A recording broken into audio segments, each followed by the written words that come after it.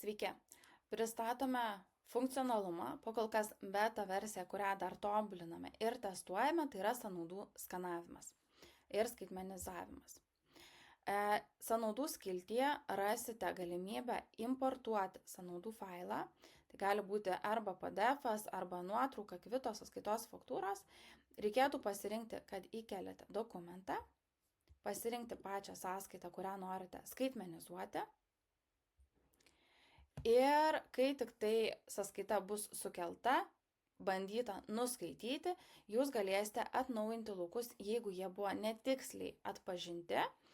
Jeigu viskas tvarkinga, jūs galėsite iš karto sukurti sąnaudą.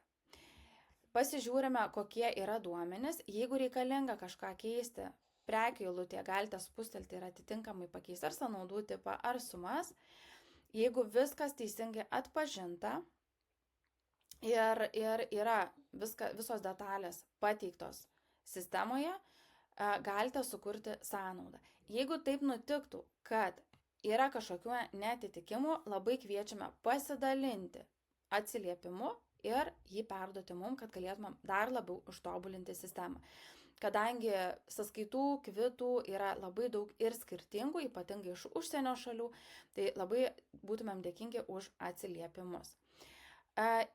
Jeigu viskas jums patinka, skaitmeninimas atitiko visus lūkesčius, ar ne, spaudžiame pridėti sąnaudą, tai ir pati sąnauda atsiras, ir priedas atsiras prie pačios sąskaitos, ir jūs galėsite turėti šį dokumentą apskaitai. Kitas dar būdas - sąnaudų failų importas, tai čia jau galite susikelti visas norimas skaitmenizuoti sąskaitas ir per 3 taškiukus paspausti sukurti sąnaudą, lygiai taip pat bus atliekamas skaitmeninimas.